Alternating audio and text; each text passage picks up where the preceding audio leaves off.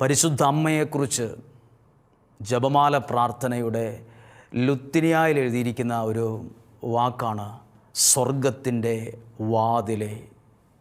വാതിൽ. യേശു പറഞ്ഞു, ഞാനാണ് വാതിൽ. പരിശുദ്ധ അമ്മയുടെ മാധ്യസ്ഥം സ്വർഗത്തിൻ്റെ വാതിലെ. നമ്മളെ, എന്നെ, നിങ്ങളെ അനുഗ്രഹത്തിലേക്ക് കയറ്റുന്ന വാതിലാണ്. സ്വർഗത്തിൻ്റെ വാതിലാണ് പരിശുദ്ധ അമ്മ. ആ വാതിൽ അടഞ്ഞു പോകാൻ, അടച്ചു കളയാൻ ലോകത്തിലെ പല ശക്തികളും ശ്രമിക്കുന്നുണ്ട്, ആ വാതിൽ അടയ്ക്കാൻ. പക്ഷേ എൻ്റെയും നിങ്ങളുടെയും മുമ്പിൽ പരിശുദ്ധ അമ്മയുടെ മാധ്യസ്ഥത്തിൻ്റെ തണലിലായിരിക്കുന്ന നിങ്ങൾക്ക് അനുഗ്രഹത്തിൻ്റെ ഒരു ചെറിയ വാതിൽ പോലും അടഞ്ഞു പോകാൻ പരിശുദ്ധ അമ്മ സമ്മതിക്കത്തില്ല. അനുഗ്രഹത്തിൻ്റെ ഒരു വാതിലും നിങ്ങളുടെ ജീവിതത്തിൻ്റെ മുമ്പിൽ അടഞ്ഞു പോകത്തില്ല. അടയാൻ പലരും അടയ്ക്കാൻ ശ്രമിച്ചാലും അതടഞ്ഞു പോകാൻ അമ്മ സമ്മതിക്കത്തില്ല. സ്വർഗത്തിൻ്റെ വാതിൽ, അനുഗ്രഹത്തിൻ്റെ വാതിൽ. വാതിലിൻ്റെ ഒക്കെ വില വളരെ വലുതാണ്. നമ്മുടെ സ്വാഭാവികമായി ചിന്തിക്കുമ്പോൾ പോലും വാതിൽ എത്രയോ പ്രാധാന്യമുള്ളതാണ്. ഒരു വീട് വയ്ക്കുമ്പോൾ ആ വീട്ടുകാർ എത്രയോ ശ്രദ്ധിക്കുന്ന ഒരു കാര്യം ആ വീടിൻ്റെ വാതിൽ, കട്ടിള, ഇതൊക്കെ വളരെ പ്രധാനപ്പെട്ടതാണ്.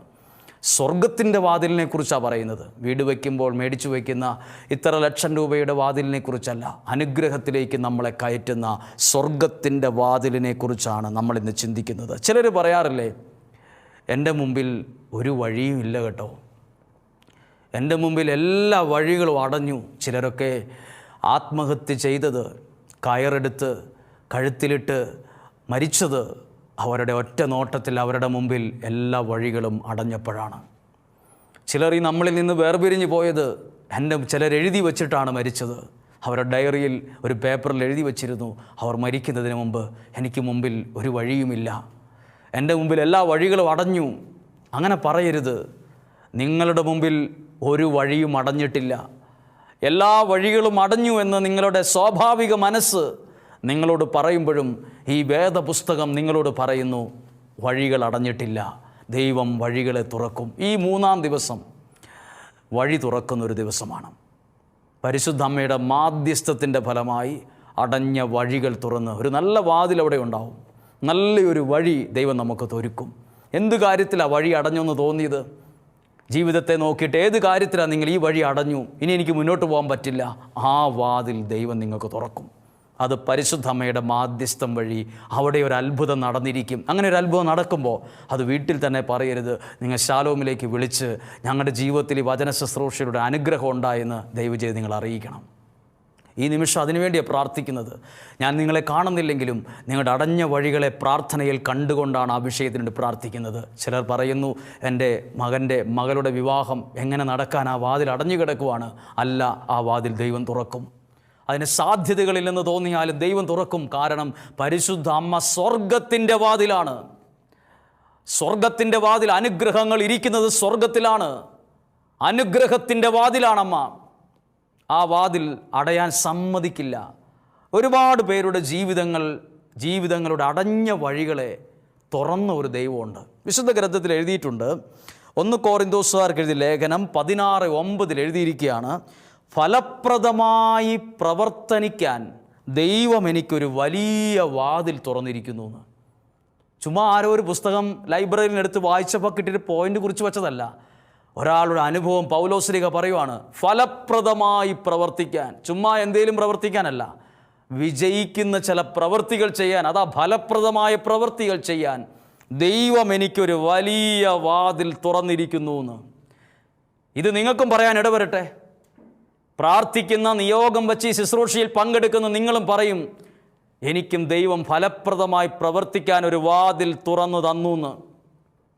നിങ്ങളുടെ കുഞ്ഞുങ്ങൾക്ക് വേണ്ടി ഈ വാതിൽ ദൈവം തുറക്കും. നിങ്ങളുടെ ഭാവിയെ നോക്കി ദൈവം പറയുന്നു, ഈ വാതിൽ തുറക്കും. നിങ്ങൾ തള്ളി നോക്കിയിട്ടും മുന്തി നോക്കിയിട്ടും ആരോഗ്യം വെച്ച് നോക്കിയിട്ടും സ്വാധീനം വെച്ച് നോക്കിയിട്ടും ഒക്കെ ഇത് അടഞ്ഞു തന്നെയാണ് കിടക്കുന്നത്. ചവിട്ടി നോക്കി കുത്തി നോക്കി തുറക്കുന്നില്ല. ഇപ്പോൾ നിങ്ങളാകെ പേടിക്കുന്നു. ദൈവത്തിന് തുറക്കാൻ പറ്റും. വിശ്വസിക്കുന്നെങ്കിൽ ഈ വാതിൽ തുറന്നിരിക്കും. പൗലോസ്ലീഹ പറഞ്ഞു ഫലപ്രദമായി പ്രവർത്തിക്കാൻ. അതാണ് വെളിപാട് ഗ്രന്ഥം 3-ാം അധ്യായം 8-ാമത്തെ വാക്യം. ഇതാ നിന്റെ മുമ്പിൽ ആർക്കും പൂട്ടാൻ കഴിയാത്ത വിധം തുറന്നു കിടക്കുന്ന ഒരു വാതിൽ ഞാൻ സ്ഥാപിച്ചിരിക്കുന്നു. നിന്റെ മുമ്പിൽ ഒരു വാതിൽ സ്ഥാപിച്ചു എന്നല്ല, ആർക്കും പൂട്ടാൻ ഒക്കത്തില്ലെന്ന്. പലരുടെ ആഗ്രഹമാണ് അവനെ ഒന്ന് പൂട്ടണം, ആ വീടിനെ പൂട്ടണം. പുറത്ത് പറഞ്ഞില്ലേലും ചില ബന്ധങ്ങളിൽ എന്ന് പറയും അവനെ നമുക്ക് പൂട്ടണം. ബൈബിൾ എഴുതിയിരിക്കുകയാണ്, ആർക്കും പൂട്ടാൻ കഴിയാത്ത വാതിൽ ഞാൻ നിൻ്റെ മുമ്പിൽ സ്ഥാപിച്ചിട്ടുണ്ട്. അത് പൂട്ടാൻ ഒരു മന്ത്രവാദി വിചാരിച്ചാൽ ആ വാതിൽ, ദൈവം നിനക്കായി തുറന്ന വാതിൽ പൂട്ടാൻ പറ്റില്ല. അത് പൂട്ടാൻ പരിശുദ്ധ അമ്മ സമ്മതിക്കത്തില്ല. അതുകൊണ്ടാണ് എഴുതിയിരിക്കുന്നത് സ്വർഗത്തിൻ്റെ വാതിലേ, അനുഗ്രഹത്തിൻ്റെ വാതിലാണത്. ദൈവം ഇന്ന് നിങ്ങളോട് ഈ 3-ാം ദിവസം, വിമല ഹൃദയ പ്രതിഷ്ഠയുടെ ഈ പ്രാർത്ഥനയുടെ 3-ാം ദിവസം, ഒരു കുടുംബത്തിന് വേണ്ടി, ആത്മഹത്യയുടെ വക്കിൽ നിന്ന ഒരു കുടുംബത്തിന് വേണ്ടി ദൈവം ഒരു വാതിൽ തുറന്നത് നിങ്ങളുടെ ശ്രദ്ധയിൽ പ്രാർത്ഥനയോടെ കൊണ്ടുവരാൻ ആഗ്രഹിക്കുകയാണ്. അനുഭവങ്ങളൊന്നും അല്ല പറയുന്നത്, വേദപുസ്തകത്തിലെ വാക്യങ്ങളാണ് ഓരോ അക്ഷരങ്ങൾ പെറുക്കി വ്യാഖ്യാനിച്ച് നിങ്ങളുടെ മുമ്പിൽ തരുന്നത്. 1 രാജാക്കന്മാരുടെ പുസ്തകം 17-ാം അധ്യായത്തിൽ കാണുന്നൊരു പ്രവാചകനാണ് ഏലിയ എന്ന് പറയുന്ന വ്യക്തിയോട് ദൈവം പറഞ്ഞു, നീ ഇവിടെ നിന്ന് പോയി സറേഫാത്തിൽ താമസിക്കുക. ഏലിയായ്ക്ക് ഈ സ്ഥലവും വലിയ പരിചയമില്ല, ആ നാടും വലിയ പരിചയമില്ല. ഏലിയായോട് പറഞ്ഞു, നീ പോയി ഞാൻ പറയുന്ന സറേഫാത്തിൽ പോയി താമസിക്കുക. ഇത് കേൾക്കുമ്പോൾ നിങ്ങൾ ഇതൊക്കെ കഥയാണ്, എന്തോ ഇത് ഞാൻ കേട്ടിട്ടില്ലല്ലോ, വായിച്ചിട്ടില്ലല്ലോ, ഇതെവിടുന്നാണ് പറയുന്നത്, അങ്ങനെയുള്ള സംശയങ്ങൾ മാറ്റാൻ നിങ്ങളുടെ കൈകളിൽ തുറന്നൊരു ബൈബിൾ ഉണ്ടായിരിക്കട്ടെ. ആ ബൈബിൾ തുറന്നു വയ്ക്ക്. എന്നിട്ട് പേജ് അല്ലെങ്കിൽ 1 രാജാക്കന്മാരുടെ പുസ്തകം 17-ാം അധ്യായം എടുത്തു വയ്ക്ക്. എന്നിട്ട് ഈ വാക്യങ്ങൾ പറയുമ്പോൾ അതിലൂടെ നിങ്ങളുടെ കണ്ണുകൾ ഓടിക്കുക. ഇഷ്ടപ്പെട്ടെങ്കിൽ ആ പേന കൊണ്ട് അത് രേഖപ്പെടുത്തി വയ്ക്ക്. നാളെ ഒരു സമയത്ത് ഈ വചനം നിങ്ങളോട് സംസാരിക്കും. അടഞ്ഞ വാതിലൊരു കുടുംബത്തിന് വേണ്ടി ദൈവം തുറക്കാൻ കണ്ട ഒരു വ്യക്തിയാണ് ഏലിയ പ്രവാചകൻ. ഏലിയ അവിടെ ചെന്നപ്പോൾ ഏലിയായ്ക്ക് സംശയം, ഫുഡ് എങ്ങനെ കഴിക്കും, വെള്ളം അവിടെ കിട്ടും, മഴ വരുമ്പോൾ കയറിക്കിടക്കാൻ വീടുണ്ടോ? അപ്പോൾ ദൈവം പറഞ്ഞൊരു വാക്കുണ്ട്, അവിടെ ഒരു വിധവയുണ്ട്, വിധവ. അവരോട് ഞാൻ എല്ലാം പറഞ്ഞിട്ടുണ്ടെന്ന് പറഞ്ഞു. അവിടെ ചെല്ലുമ്പോൾ ഏലിയ സറേഫാത്തിലേക്ക് പോകുമ്പോൾ കാണുന്നത് ഒരു സ്ത്രീ വിറക് പെറുക്കുന്നതായി കണ്ടു. അതെഴുതിയിരിക്കുന്നതാണ് 10-ാമത്തെ വാക്യം. പട്ടണത്തിലെത്തിയപ്പോൾ ഒരു വിധവ വിറക് ശേഖരിക്കുന്നത് കണ്ടു. അപ്പോൾ പ്രവാചകൻ അടുത്തു ചെന്നിട്ട് ചോദിച്ചു, കുറച്ച് കുടിക്കാൻ അല്പം വെള്ളം തരാമോ? ഞാൻ ദൂരെ നിന്ന് വരികയാണ്, എൻ്റെ കയ്യിൽ കുടിക്കാൻ വെള്ളമില്ല, കുറച്ച് വെള്ളം തരാമോ എന്ന് ഈ സ്ത്രീയോട് ചോദിച്ചു. ആ സ്ത്രീ പറഞ്ഞു, തരാം, അതിനെന്താ കുഴപ്പം, ഞാൻ ഇപ്പോൾ വെള്ളം എടുത്തുകൊണ്ട് വരാം എന്ന് പറഞ്ഞ് പോകാനൊരുങ്ങുമ്പോൾ ആ സ്ത്രീയെ പ്രവാചകൻ വിളിച്ചു. ഹലോ, പോകുന്നതിന് മുമ്പ് ഒരു കാര്യം, എനിക്ക് നല്ല വിശപ്പുണ്ട്, ഇച്ചിരി അപ്പം കൊണ്ടുവരണമെന്ന് പറഞ്ഞു. സ്വാഭാവികമായി പറയുന്നൊരു കാര്യമായിട്ട് അവിടം വരെ നമുക്ക് കാണാം. അപ്പോൾ ഏലിയ പ്രവാചകൻ ഈ സ്ത്രീയുടെ അവസ്ഥയെക്കുറിച്ചോ ഇപ്പോൾ കടന്നു പോകുന്ന സാഹചര്യത്തെക്കുറിച്ചോ ഒന്നും ചിന്തിച്ചില്ല. ചോദിച്ചത് കുറച്ച് വെള്ളവും കുറച്ച് അപ്പവുമാണ്. അപ്പോൾ ആ സ്ത്രീ പറഞ്ഞു, ഒരല്പം ബുദ്ധിമുട്ടുണ്ട്, ഞാനും എൻ്റെ കുടുംബവും വലിയൊരു പ്രതിസന്ധിയിലാണ്, ഞങ്ങൾ ആത്മഹത്യയുടെ മുമ്പിലാണെന്ന് അങ്ങേക്കറിയാമോ? എന്നിട്ട് ആ സ്ത്രീ പറഞ്ഞ അവസ്ഥ ഏതൊരു വ്യക്തിയുടെയും കരളലിയിപ്പിക്കുന്ന, കണ്ണീരണിയിക്കുന്ന ഒരു കാര്യമാണ് പറഞ്ഞത്. ഇതാണ് പറഞ്ഞ വാക്ക്, 11-ാമത്തെ വാക്യം. അവൾ വെള്ളം കൊണ്ടുവരാൻ പോകുമ്പോൾ അവൻ പറഞ്ഞു, കുറച്ചപ്പവും കൊണ്ടുവരിക. അവൾ പറഞ്ഞു, നിന്റെ ദൈവമായ കർത്താവാണേൽ എൻ്റെ കയ്യിൽ അപ്പമില്ല, ആകെയുള്ളത് കലത്തിൽ ഒരു പിടി മാവും ഭരണിയിൽ അല്പം എണ്ണയുമാണ്. ഞാൻ 2 ചുള്ളിവിറക് പെറുക്കിയാണ്. ഇത് കൊണ്ടു ചെന്ന് അപ്പമുണ്ടാക്കി ഞാനും എൻ്റെ മകനും കഴിക്കും, പിന്നെ ഞങ്ങൾ മരിക്കും. അപ്പം ഉണ്ടാക്കി ഭക്ഷിക്കും, മരിക്കും. അപ്പോൾ നിങ്ങളൊന്ന് കണ്ടേ, ഈ വചനം തുറന്ന ബൈബിൾ നിങ്ങളുണ്ടെങ്കിൽ ശ്രദ്ധിച്ചേ. മരണത്തിൻ്റെ ഏതാനും മിനിറ്റുകൾക്ക് മുമ്പാണ് പ്രവാചകൻ ഈ വ്യക്തിയെ കാണുന്നത്, മരണത്തിൻ്റെ മുമ്പിൽ. അപ്പോൾ നോക്കൂ, ഈ വിധവയായ സ്ത്രീയെ, തകർന്നിരിക്കുന്ന ഈ വ്യക്തിയുടെ അടുത്തേക്ക് ദൈവം ഒരു പ്രവാചകനെ അയച്ചു. അവളുടെ ജീവിതത്തിൻ്റെ എല്ലാ പ്രതീക്ഷകളും നഷ്ടപ്പെട്ട അവളുടെ ജീവിതത്തിൻ്റെ പ്രതീക്ഷയുടെ വാതിൽ തുറക്കാൻ, അവളുടെ ജീവിതത്തെ അവിടം കൊണ്ട് അവസാനിപ്പിക്കാനല്ല, പുതിയൊരു അധ്യായം കൂട്ടിച്ചേർക്കാൻ ദൈവം പ്രവാചകനെ അയച്ചു. അങ്ങനെയെങ്കിൽ ഞാൻ വിശ്വസിക്കുന്ന ഒരു കാര്യം നിങ്ങളോട് പറയാം. ഈ ശുശ്രൂഷ ശാലോമിലൂടെ സംപ്രേഷണം ചെയ്യുന്ന ഈ ശുശ്രൂഷ നിങ്ങൾ ശ്രദ്ധിക്കാൻ ദൈവം അയച്ചതാണിത്. ഈ പ്രവാചകനെ ദൈവം ഈ വിധവയുടെ അടുത്തേക്ക് അയച്ചത് ഒരു വഴി തുറക്കാനാണെങ്കിൽ, ഈ ശുശ്രൂഷയെ, ഈ പ്രോഗ്രാമിനെ നിങ്ങളുടെ ശ്രദ്ധയിൽ, നിങ്ങളുടെ ബുദ്ധിയിൽ, നിങ്ങളുടെ കുടുംബത്തിലേക്ക് അയച്ചത് ഒരു വഴി തുറക്കാൻ ദൈവം അയച്ചതാണെങ്കിലോ? ഓരോ വചനവും അങ്ങനെയാണ്. ഒന്നും യാദൃശ്ചികമല്ല. ഇതിൻ്റെ പിന്നിൽ ദൈവത്തിൻ്റെ ഒരു വലിയ പദ്ധതിയുണ്ട്. ദൈവത്തിൻ്റെ പദ്ധതിയുണ്ട്. എന്നാൽ ഒരു കാര്യം ശ്രദ്ധിച്ച്, ഈ പ്രവാചകൻ ഇങ്ങനെ പറയുക, ഞാൻ ആ നാട്ടിലേക്ക് പോവില്ല, പിന്നെ എവിടെ പോയി താമസിക്കാനാവും, എങ്ങനെ ഭക്ഷണം കഴിക്കും എന്നൊക്കെ പറഞ്ഞുകൊണ്ടിരുന്നായിരുന്നെങ്കിൽ ഒരു വീട്ടിൽ കുറച്ച് മണിക്കൂറുകൾക്കകം 2 പേർ മരിച്ചിരുന്നേനെ. അവർ ഭക്ഷണം ഉണ്ടാക്കുന്ന സമയം കഴിഞ്ഞാൽ ഉടനെ അവർ ആത്മഹത്യക്കിരിക്കുകയാണ്. ബൈബിൾ എഴുതിയിരിക്കുന്നു, ഞങ്ങൾ ഭക്ഷണം ഉണ്ടാക്കി 2 വിറക് കൊണ്ട് തീ കത്തിച്ച് കുറച്ച് മാവ് എണ്ണ എടുത്തെല്ലാം അപ്പം ഉണ്ടാക്കി മരിക്കും, ആത്മഹത്യ ചെയ്യുമെന്ന്. മരണത്തിൻ്റെ തൊട്ട് മുമ്പിൽ ദൈവം അവരുടെ ജീവിതത്തിൻ്റെ ഒരു വാതിൽ തുറക്കുവാണ്. മരിക്കരുത്, തകർന്നു പോകരുത് ഇങ്ങനെന്നും പറഞ്ഞൊരു വാതിൽ തുറക്കുവാണ്. അടുത്ത വാക്യം എഴുതിയിരിക്കുന്നത്, ഏലിയ പറഞ്ഞു, അതൊക്കെ അവിടെ നിൽക്കട്ടെ, നീ ആദ്യം പോയി ഒരപ്പം ഉണ്ടാക്കിക്കൊണ്ട് വരിക. പ്രിയപ്പെട്ടവരെ നോക്കൂ, ഈ വാക്യം, ഈ വചനം വായിക്കുമ്പോൾ നമ്മൾ ശരിക്കും കാണാൻ പറ്റും ദൈവം അയച്ച മനുഷ്യനിലൂടെ ഒരു വാതിൽ ആ വീട്ടിൽ ദൈവം തുറക്കുന്നത്. അവർ ആത്മഹത്യ ചെയ്തു എന്നല്ല ഈ പുസ്തകത്തിൽ എഴുതിയിരിക്കുന്നത്. അവർ ആത്മഹത്യ ചെയ്ത് വായിച്ചപ്പോൾ ഒരാൾ പറഞ്ഞു, എൻ്റെ സഹോദരൻ ഇത് കേൾക്കുമായിരുന്നെങ്കിൽ അവൻ ആത്മഹത്യ ചെയ്യില്ലായിരുന്നില്ലേ എന്ന് ചോദിച്ചു. ഈ വചനം ഞാൻ ഒരാളോട് പറഞ്ഞപ്പം അയാളുടെ സഹോദരൻ ആത്മഹത്യ ചെയ്താണത്രേ. അപ്പോൾ പറഞ്ഞു, ഈ വചനം എൻ്റെ സഹോദരൻ കേട്ടിരുന്നെങ്കിൽ അവൻ ആത്മഹത്യ ചെയ്യില്ലായിരുന്നു, അവൻ വിഷം കഴിച്ച് മരിച്ച് ഇത്ര വർഷമായി, എൻ്റെ വേദന ഇപ്പോഴും എനിക്കുണ്ട്, മരിക്കില്ലായിരുന്നു എന്ന് പറഞ്ഞു. പ്രിയപ്പെട്ടവരെ, മരണത്തിൻ്റെ മുമ്പിൽ ഇരിക്കുന്ന, ജീവിതം എല്ലാ വഴികളും അടഞ്ഞു എന്നൊക്കെ മനസ്സിൽ തന്നെയും പിന്നെയും ചിന്തിക്കുന്ന, എല്ലാ സാധ്യതകളും അവസാനിച്ചു എന്നൊക്കെ പറഞ്ഞ് മരിക്കണമെന്ന് ചിന്തിക്കുന്ന ആത്മഹത്യ ഒരുപാട് പേര് ഈ ലോകത്ത് നമ്മൾ കണ്ടില്ലേലും അവിടെ ഇവിടെയൊക്കെ ഉണ്ട്. ചില വീടുകളിലുണ്ട്, ചില മുറികളിലുണ്ട്, ചിലർ യാത്ര ചെയ്യുന്നു, ചിലർ ഇരിക്കുന്നു, ചിലർ വിഷമിച്ച് നടക്കുന്നു, ഒക്കെ ഒത്തിരി പേരുണ്ട്. ദൈവം അവരുടെ ജീവിതത്തിൽ ഇവിടെ പ്രവാചകനെ അയച്ചതുപോലെ, ഒരു പ്രവാചകനെ അവിടെ കൊണ്ടുവന്നതുപോലെ ഈ വചനം നിങ്ങളുടെ ശ്രദ്ധയിൽ കൊണ്ടുവന്നത് ദൈവത്തിൻ്റെ ആത്മാവാണ്. കേവലം കേൾക്കാൻ മാത്രമല്ല, പ്രതീക്ഷിക്കാത്തൊരു വാതിൽ അവിടെ തുറന്നിരിക്കും, പ്രതീക്ഷിക്കാത്തൊരു വഴി അവിടെ ഉണ്ടാകും. ഇവിടെ എന്നെ കേൾക്കുന്ന എല്ലാവരും ശ്രദ്ധിച്ച്, നമ്മൾ കാണാത്തൊരു വഴി ദൈവം നമുക്ക് വേണ്ടി കണ്ടിട്ടുണ്ട്. നമ്മൾ തുറക്കാത്ത വഴിയാ ദൈവം നമുക്ക് വേണ്ടി തുറക്കും. നമ്മൾ തുറന്ന വഴിയെല്ലാം പലതും പരാജയത്തിലെത്തി, നഷ്ടത്തിലെത്തി. ഇന്നത് കടത്തിന്മേൽ കടമാണ്, ഇന്നത് ജപ്തിയുടെ വക്കില. നമ്മൾ തുറന്ന വഴിയാണ് ഇന്നാകെ തകിടം പറഞ്ഞ് നിൽക്കുന്നത്. ദൈവം തുറന്ന ഒരു വഴിയും അത് നഷ്ടത്തിൽ ചെന്ന് നിൽക്കത്തില്ല, അത് നഷ്ടത്തിൽ ചെന്നെത്താൻ അമ്മ സമ്മതിക്കത്തില്ല. അനുഗ്രഹത്തിൻ്റെ ഒരു വാതിലും പരിശുദ്ധ അമ്മ ജീവിതത്തിൻ്റെയോ നിങ്ങളുടെ കുടുംബത്തിൻ്റെ മുമ്പിൽ അടഞ്ഞു പോകാൻ സമ്മതിക്കില്ല കേട്ടോ, സമ്മതിക്കില്ല. നിങ്ങളും പ്രാർത്ഥിക്കുന്നവരല്ലേ, വചനം കേൾക്കുന്നവരല്ലേ. എത്രയോ വഴികൾ ലോകമടച്ചു, ശത്രുക്കൾ അടച്ചു, മന്ത്രവാദി അടച്ചു, കൂടോത്തരക്കാരൻ അടച്ചു. പരിശുദ്ധ അമ്മയുടെ ചിറകിൻ കീഴിൽ നിൽക്കുന്ന പ്രിയ സുഹൃത്തെ, പ്രിയ കുഞ്ഞെ, പ്രിയ കുടുംബമേ, നിൻ്റെ കുടുംബത്തിൻ്റെ, നിൻ്റെ സാധ്യതകളുടെ ഒരു വാതിലും അടഞ്ഞു പോകാൻ അമ്മ സമ്മതിക്കത്തില്ല. അത് എഴുതി വയ്ക്കണം ബുക്കിൽ, സമ്മതിക്കത്തില്ല. അതുകൊണ്ട് എഴുതിയിരിക്കുന്നത്, സ്വർഗത്തിൻ്റെ വാതിലേ ദൈവം വഴി തുറക്കും. ഇനി എന്നെ കേൾക്ക്, ദൈവം വഴി തുറക്കുമോ? ദൈവം വഴി തുറക്കുമോ ഇല്ലയോ എന്ന് പറയാം. ഇസ്രായേൽക്കാർ, കഴിഞ്ഞ ക്ലാസ്സിൽ നിങ്ങൾ കേട്ടതാവാം, എന്നാലും ഒരിക്കൽ കൂടി കേൾക്കുമ്പം ദോഷം വരില്ലത്, നന്മയുണ്ടാവും. ഇസ്രായേൽക്കാർ ചെങ്കടലിൻ്റെ സമീപത്ത് നിൽക്കുമ്പം അവരുടെ മുമ്പിൽ ഒരു വഴിയും ഇല്ലായിരുന്നു. അവർ ജീവിതത്തിൽ കണ്ടിട്ടില്ലാത്ത, സ്വപ്നം പോലും കണ്ടിട്ടില്ലാത്തൊരു വഴിയാണ് കടലിൻ്റെ അടിയിൽ, ചെങ്കടലിൻ്റെ അടിയിൽ ദൈവം തുറന്നത്. അങ്ങനെ ഒരു വഴിയുണ്ടെന്ന് ഒരു ശാസ്ത്രത്തിന് പോലും അറിയില്ലായിരുന്നു. ഇങ്ങനെ ഒരു വഴിയുണ്ടെന്ന്, ഇതിലൊരു കടലിൽ വെള്ളത്തിൻ്റെ അടിയിലൂടെ ഇങ്ങനെ ഒരു റൂട്ടുണ്ടെന്ന് ആരെങ്കിലും വിചാരിച്ചതാണോ? അവർ വിചാരിച്ചത് ഇവിടം കൊണ്ട് തീർന്നു എന്നാണ്.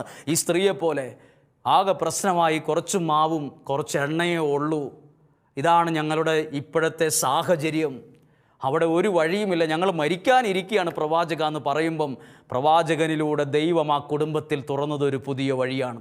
ഇതുപോലെ ഇസ്രായേൽക്കാർ അവിടെ നിൽക്കുമ്പം ഒരു വഴിയില്ല, അപ്പോൾ ദൈവം ഒരു വഴി തുറന്നു. ആ വഴിയിലൂടെയാണ് അവർ കാനാൻ ദേശത്തെത്തിയത്. എത്രയോ പേര് ജീവിതത്തിൽ അനുഗ്രഹത്തിൻ്റെ, നന്മയുടെ കാനാൻ ദേശത്തെത്തിയത് ദൈവം തുറന്ന വഴിയിലൂടെയല്ലേ? നിങ്ങൾക്കും ഉണ്ടാവില്ലേ അങ്ങനെ ഒരു സാക്ഷ്യം?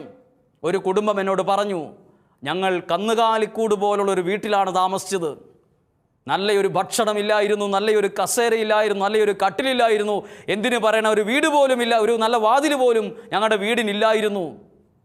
ഇന്ന് ഞങ്ങൾക്ക് നല്ലൊരു വീടുണ്ട്. അതെങ്ങനെ സാധിച്ചു എന്ന് ചോദിച്ചപ്പോൾ അവർ പറഞ്ഞു, ദൈവം ഞങ്ങൾക്കൊരു വഴി തുറന്നു. ഞങ്ങളുടെ മകൻ ഇന്ന രാജ്യത്ത് പോകാൻ ഇടവന്നു.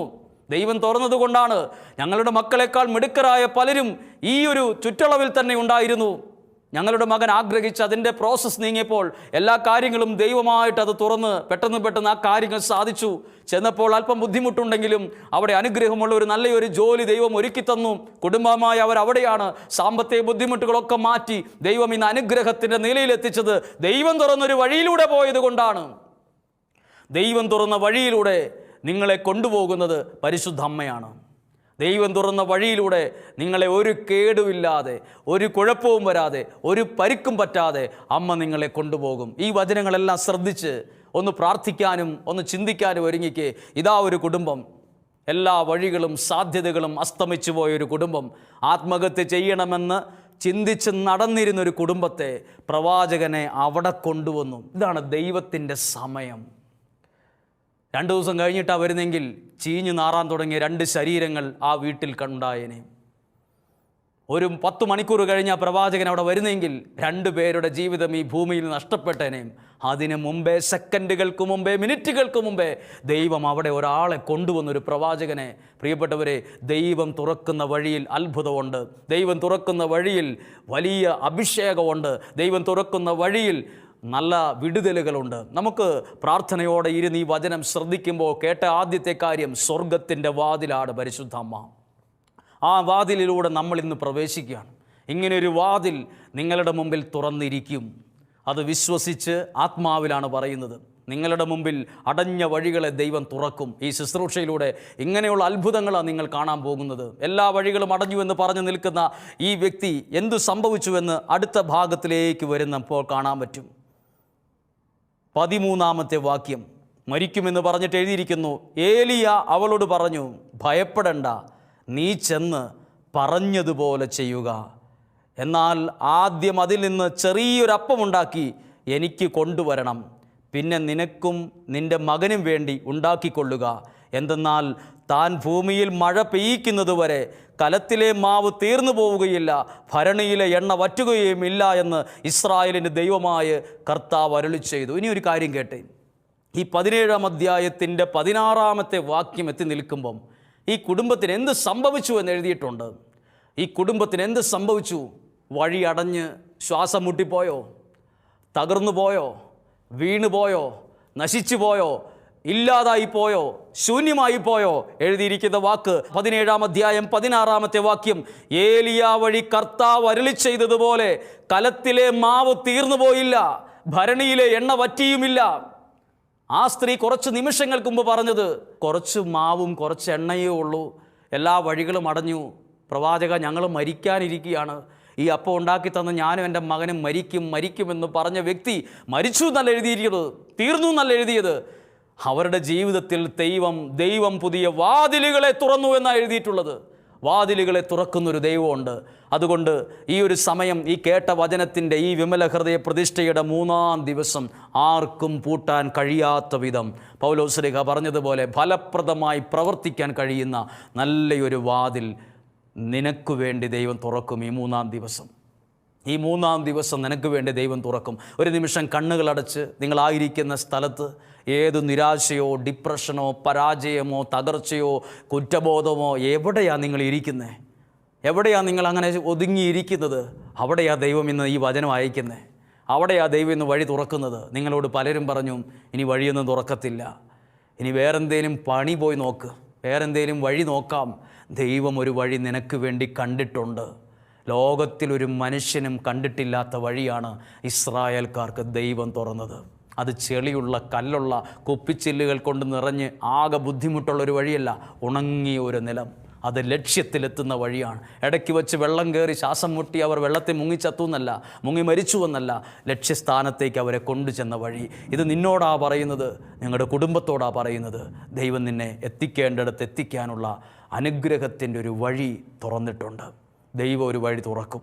ഈ വഴി തുറക്കുമ്പോൾ ഈ അനുഗ്രഹത്തിൻ്റെ സാക്ഷ്യം ലോകം അറിയാൻ ഇടവരും. അതുകൊണ്ട് ഒരു നിമിഷം പ്രാർത്ഥിക്കുന്നു. കർത്താവേ, വിമല ഹൃദയ പ്രതിഷ്ഠയുടെ ഈ ഒരു അനുഗ്രഹത്തിൻ്റെ 3-ാം ദിവസം ഈ ശാലോമിലേക്ക് അയച്ച എല്ലാ നിയോഗങ്ങൾക്കും വേണ്ടി ഞങ്ങൾ പ്രാർത്ഥിക്കുന്നു.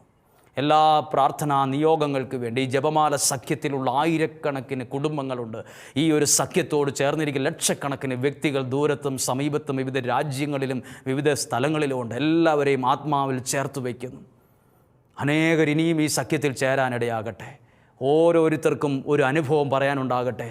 എൻ്റെ ജീവിതത്തിൽ ദൈവം ഒരു വഴി തുറന്നു എന്ന്. ഒരു വാതിലും അടഞ്ഞു പോകാൻ പരിശുദ്ധ അമ്മ സമ്മതിക്കില്ല. അതാണ് പരിശുദ്ധ അമ്മയുടെ മാധ്യസ്ഥ പ്രാർത്ഥനയുടെ ഗുണം. ആ അമ്മയുടെ മാധ്യസ്ഥം നിനക്കൊണ്ട് നിൻ്റെ കുടുംബത്തിലുണ്ട്. തുടർന്ന് നമ്മൾ ആരാധനയിലേക്ക് പ്രാർത്ഥനയോടെ, സന്തോഷത്തോടെ, പ്രതീക്ഷയോടെ പ്രവേശിക്കുകയാണ്. സാധിക്കുന്നിടത്തോളം നിങ്ങളും പ്രാർത്ഥിക്കണം. എവിടെയായിരുന്നാലും പ്രാർത്ഥിക്കണം. നിങ്ങളെക്കൊണ്ട് ആ സാഹചര്യത്തിൽ ഒതുങ്ങുന്ന രീതിയിൽ നിങ്ങൾ പ്രാർത്ഥിക്കുക. ആരെയും ബുദ്ധിമുട്ടിക്കുന്ന രീതിയിലല്ല, ആരെയും നിർബന്ധിച്ചു ആകരുത്. ഫ്രീ, സന്തോഷമുള്ള, സ്വാതന്ത്ര്യയുടെ മനസ്സോടെ നിങ്ങൾ പ്രാർത്ഥിക്കുക. നിങ്ങൾ കാരണം മറ്റൊരാൾക്ക് ഒരാളുടെ വഴി അടഞ്ഞു പോകരുത്. നിങ്ങൾ കാരണം അവരുടെ ജീവിതത്തിലും ഒരു വഴി തുറക്കാൻ ഇടവരട്ടെ. പരിശുദ്ധാത്മാവ് അതിനുവേണ്ടി സഹായിക്കും. ദൈവം വഴി തുറക്കും. പരിശുദ്ധ പരമദിവ്യകാരുണ്യത്തിന് എന്നേരവും ആരാധനയും സ്തുതിയും പുകഴ്ചയും ഉണ്ടായിരിക്കട്ടെ. വിമല ഹൃദയ പ്രതിഷ്ഠയുടെ ഈ 3-ാം ദിവസം നമ്മളൊരു നിയോഗത്തോടെ പ്രാർത്ഥിച്ചു തുടങ്ങിയ ഒരു ദിവസം മുതൽ 3-ാമത്തെ ദിവസത്തിലെത്തി നിൽക്കുകയാണ്. ഇന്ന് നമ്മൾ പ്രാർത്ഥിക്കുന്നത്, ഈ ആരാധനയിൽ സമർപ്പിക്കുന്നത് ഇന്ന് കേട്ട വചനത്തോട് ചേർത്താണ്. അതാണ് വെളിപാട് ഗ്രന്ഥം 3-ാം അധ്യായം 8-ാമത്തെ വാക്യം. നിന്റെ മുമ്പിൽ ആർക്കും പൂട്ടാൻ കഴിയാത്ത വിധം തുറന്നു കിടക്കുന്നൊരു വാതിൽ ഞാൻ സ്ഥാപിച്ചിരിക്കുന്നു. ഇതൊരു നിങ്ങൾക്കുള്ളൊരു ദൂതാണിത്. ഇത് നിങ്ങളോട് ദൈവം നിങ്ങളെ കേൾപ്പിക്കുന്ന സ്വരമാണ്. ഇതാ ഒരു വാതിൽ ദൈവം നിങ്ങൾക്കായി തുറക്കുന്ന സമയം. ദൈവം ഒരു വാതിൽ തുറക്കും. അതൊന്ന് വിശ്വസിക്കാമോ?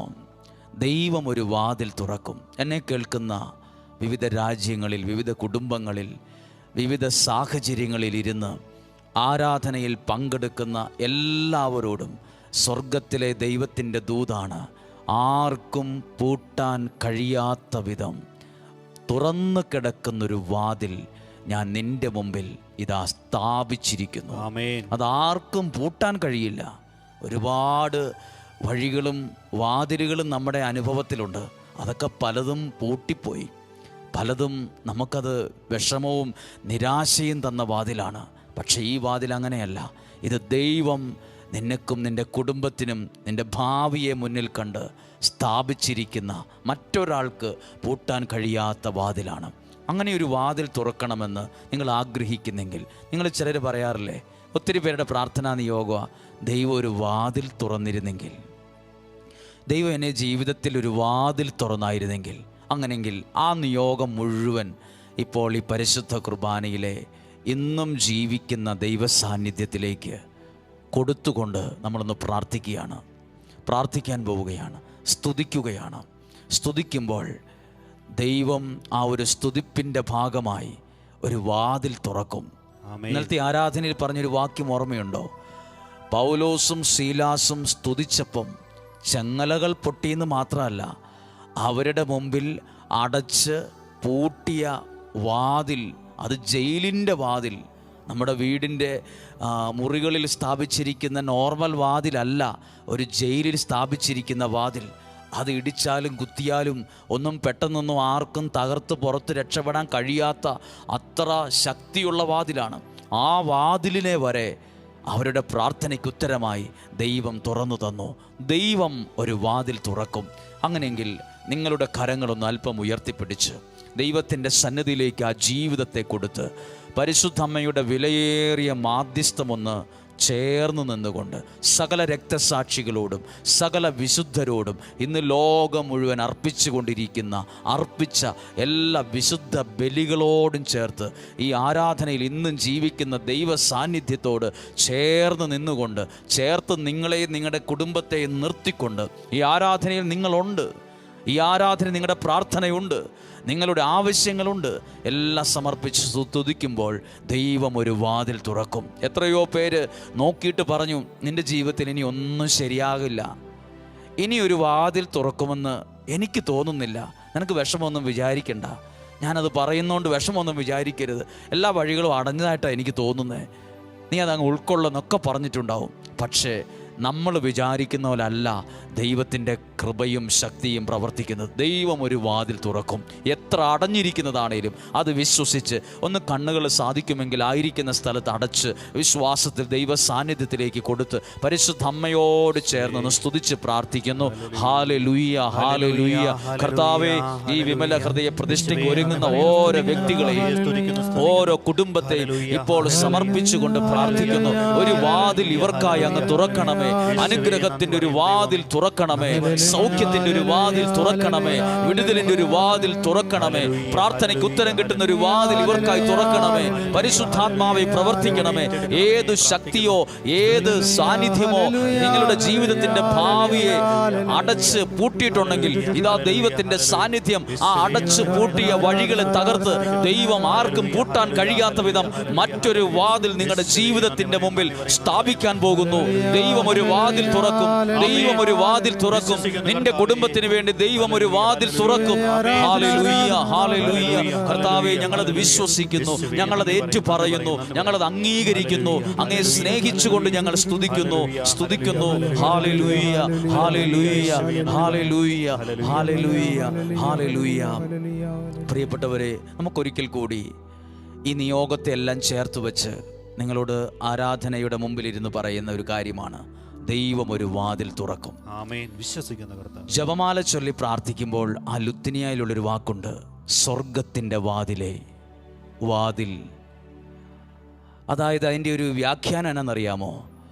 അനുഗ്രഹത്തിൻ്റെ ഒരു വാതിൽ പോലും അടഞ്ഞു പോകാൻ അമ്മ സമ്മതിക്കില്ല. ആമേൻ. നിങ്ങളുടെ വീടിനെ നോക്കിയിട്ടാണ് ഞാൻ പറഞ്ഞത്, നിങ്ങളുടെ ജീവിതത്തെ നോക്കിയിട്ടാണ് പറഞ്ഞത്.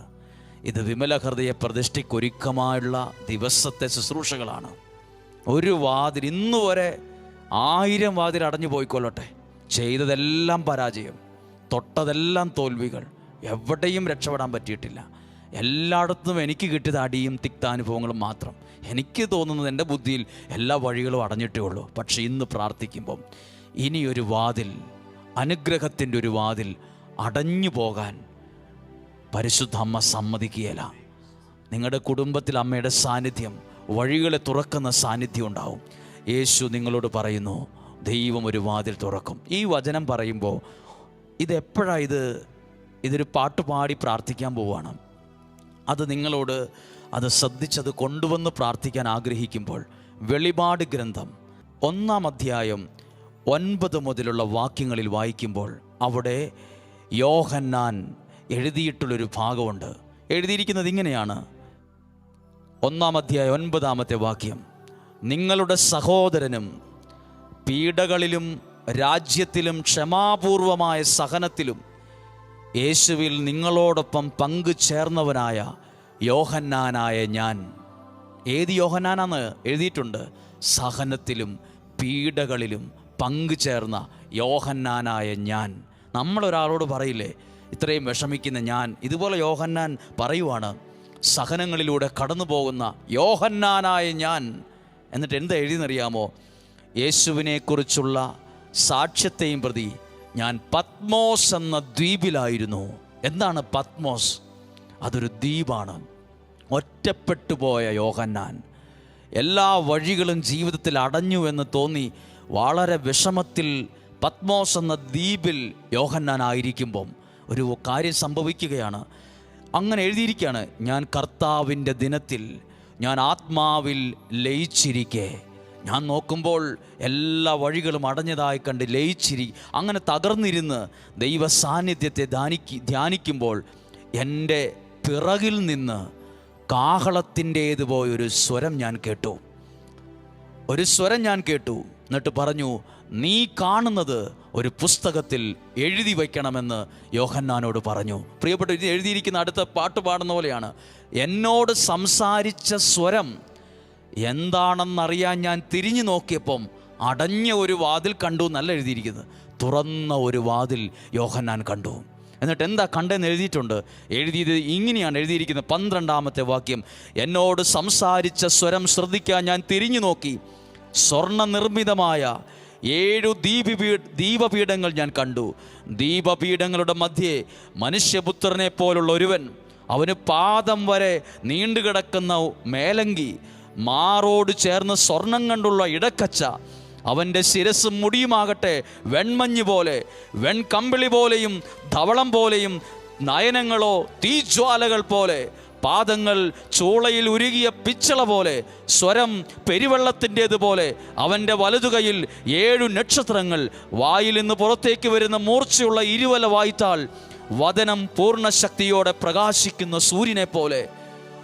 പത്മോസ് എന്ന ദ്വീപിലിരിക്കുമ്പോൾ നിരാശയല്ല യോഹന്നാൻ കണ്ടത്. ആത്മാവിൽ ലയിച്ച് തിരിഞ്ഞു നോക്കിയപ്പോൾ നിരാശയും മരണമല്ല കണ്ടത്, ദൈവത്തിൻ്റെ ജ്വലിക്കുന്ന സാന്നിധ്യമാണ് ആ തുറന്ന വാതിലിൽ കണ്ടത്. നിങ്ങളും ഒരുപക്ഷെ ഒരു പത്മോസിലായിരിക്കാം, ഒരു വേദനയിലായിരിക്കാം, ഒരു തകർച്ചയിലൂടെ കടന്നു പോവുമായിരിക്കും. എല്ലായിടത്തും നോക്കിയപ്പോൾ നിരാശ മാത്രം തരുന്ന വാതിലേ നിങ്ങൾ കണ്ടിട്ടുള്ളൂ. വാക്കുകൾ കൊണ്ട് വാതിലടയ്ക്കുന്നവർ, കുറ്റം പറഞ്ഞുകൊണ്ട് വാതിലടയ്ക്കുന്നവർ, ശപിച്ചുകൊണ്ട് വാതിലടയ്ക്കുന്നവർ.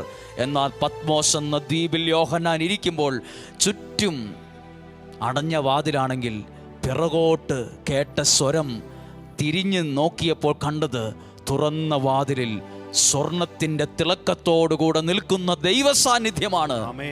ഇത് കണ്ടിട്ടാണ് ഒരു പാട്ടുകാരൻ എഴുതിയത്. ഏതോ ഒരു പാട്ടുകാരൻ, ആ പേരെനിക്കറിയില്ലെങ്കിലും ഹൃദയത്തിൽ നിന്ന് എഴുതി ഈ വചനം ഒരു പാട്ടായിട്ട് പറഞ്ഞിട്ടുണ്ട്. 7 വിളക്കിൻ്റെ നടുവിൽ. ഈ ഗാനം നമ്മൾ ശ്രദ്ധിക്കുമ്പോൾ യോഹന്നാനുണ്ടായ ഒരു അനുഭവം ഉണ്ടാകട്ടെ.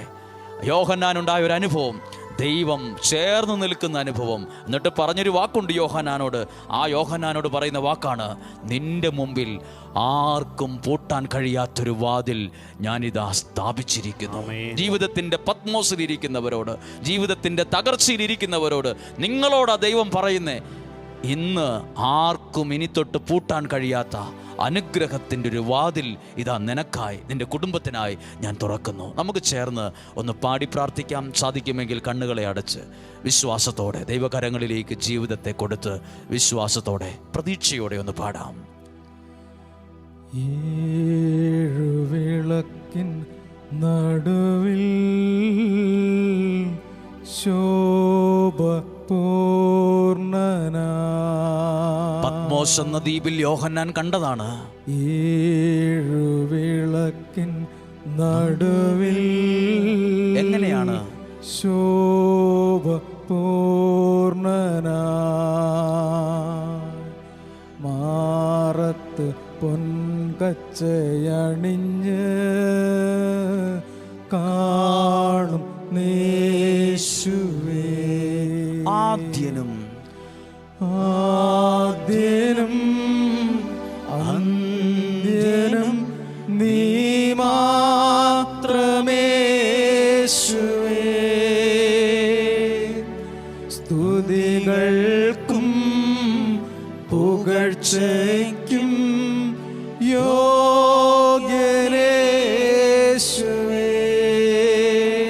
ആരാധന ആരാധന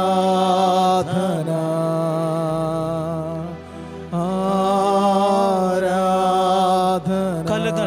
കരങ്ങൾ അല്പം ഉയർത്തിപ്പിടിച്ചൊന്ന് പാടാമോ? ആദ്യനും യേശുവേ, ഈ വചനം ഞങ്ങൾ പാടുമ്പോൾ, ഈ പ്രാർത്ഥന ഞങ്ങൾ പാടുമ്പോൾ കർത്താവേ, ഈ കുടുംബത്തിൽ അങ്ങ് ഇടപെടണമേ. ഓരോ വ്യക്തികളുടെയും പ്രാർത്ഥനയ്ക്ക് ഉത്തരം നൽകണമേ യേശുവേ. ഓരോ നിയോഗങ്ങളുടെ മേലും ദൈവശക്തി വ്യാപരിക്കാൻ ഇടവരണമേ എന്ന് പ്രാർത്ഥിക്കുന്നു.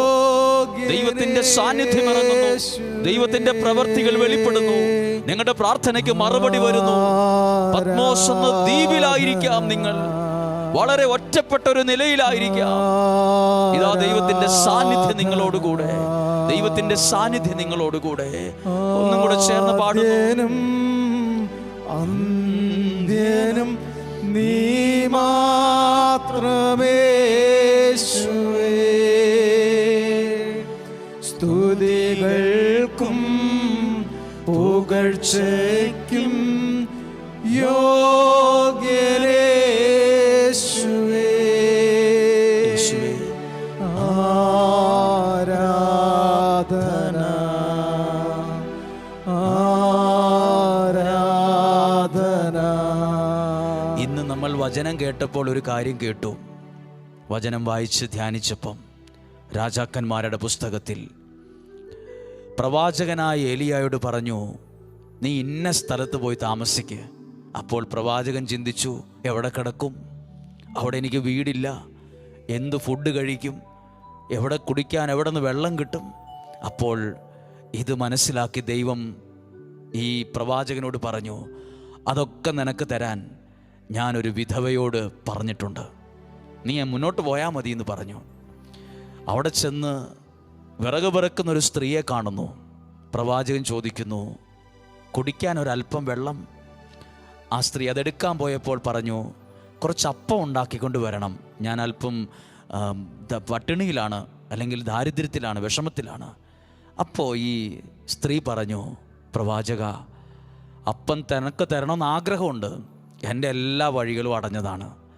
ഞാനും എൻ്റെ മകനും അല്പം ഭക്ഷണം ഉണ്ടാക്കി ഇന്ന് രാത്രി മരിക്കാനിരിക്കുകയാണ്. എല്ലാ വഴികളും അടഞ്ഞ ഒരു അന്തരീക്ഷമാണ് അവിടെ. പക്ഷെ അവിടെ വഴി അടഞ്ഞു എന്നാണോ? പ്രവാചകൻ പറഞ്ഞു, അതൊക്കെ അവിടെ നിൽക്കട്ടെ, നീ പോയി അപ്പവും വെള്ളവും എടുത്തുകൊണ്ട് വാ. അതവൻ്റെ ജീവിതത്തിൽ പ്രവാചകനെ അയച്ചത് ഒരു വഴി തുറക്കാനാണ്. പ്രവാചകനെ ആ വ്യക്തിയുടെ അടുത്തേക്ക് അയച്ചത് ഒന്ന് കാണാനും കേൾക്കാനും അല്ല, ഒരു വഴി തുറക്കാനാ. അങ്ങനെയെങ്കിൽ ഈ ആരാധന നിങ്ങൾ പങ്കെടുത്തെങ്കിൽ, നിങ്ങളിതിൽ സംബന്ധിച്ചെങ്കിൽ, പ്രാർത്ഥിച്ചെങ്കിൽ, ഇതൊരു വഴി തുറക്കാൻ കാരണമാകും. ഇത് വഴി അടയ്ക്കാനല്ല, വഴി തുറക്കാനാ. അങ്ങനെയെങ്കിൽ ഈ ആരാധനയുടെ സമാപന സമയം നിങ്ങൾ എഴുതി അറിയിച്ച, നിങ്ങൾ പ്രാർത്ഥിക്കുന്ന എല്ലാ വിഷയങ്ങളെയും ഈശോയിലേക്ക് കൊടുക്കുന്നു. വഴികൾ അടഞ്ഞവരുണ്ട്, പ്രതീക്ഷ നഷ്ടപ്പെട്ടവരുണ്ട്, യോഹന്നാനെ പോലെ പത്മോസിൽ കഴിയുന്നവരുണ്ട്. ഒറ്റപ്പെട്ടവനായും തള്ളപ്പെട്ടവരായും പലരുടെയും പഴികളും ശാപവാക്കുകളും കൊണ്ട് കേട്ട് മടുത്ത് ഇനി എന്തിനിത് കേൾക്കണമെന്ന് പറഞ്ഞ് ഒറ്റയ്ക്കായിരിക്കാൻ ഇഷ്ടപ്പെടുന്നവരുണ്ട്. തകർന്നവരും തളർന്നവരുമുണ്ട്. പക്ഷെ ദൈവം നിന്നോട് പറയുന്നൊരു കാര്യമുണ്ട്, ഒരു വഴി നിനക്കായി തുറക്കും. ഈ 33 ദിവസത്തെ വിമല ഹൃദയ പ്രതിഷ്ഠയ്ക്ക് നമ്മളെ തന്നെ ഒരുക്കുമ്പം നിങ്ങളും പറയും, ദൈവം എൻ്റെ ജീവിതത്തിൽ പ്രതീക്ഷിക്കാത്തൊരു വാതിൽ തുറന്നുവെന്ന്. അങ്ങനെയെങ്കിൽ ഈശോയുടെ ആശീർവാദം നമ്മൾ സ്വീകരിക്കാൻ പോവുകയാണ്. ദൈവത്തിൻ്റെ ഇടപെടൽ നമ്മൾ അനുഭവിക്കാൻ പോവുകയാണ്. നിങ്ങൾ ഒന്ന് പ്രാർത്ഥിക്കാമോ? മുട്ടിന്മേൽ നിൽക്കാൻ സാധിക്കുമെങ്കിൽ മുട്ടിന്മേൽ നിൽക്കുക. ദൈവത്തിൻ്റെ ഇടപെടൽ ഉണ്ടാകട്ടെ. ദൈവം നിങ്ങളുടെ കുടുംബത്തെ അനുഗ്രഹിച്ച് ഒരു വാതിൽ തുറക്കട്ടെ, ഒരു വാതിൽ തുറക്കട്ടെ.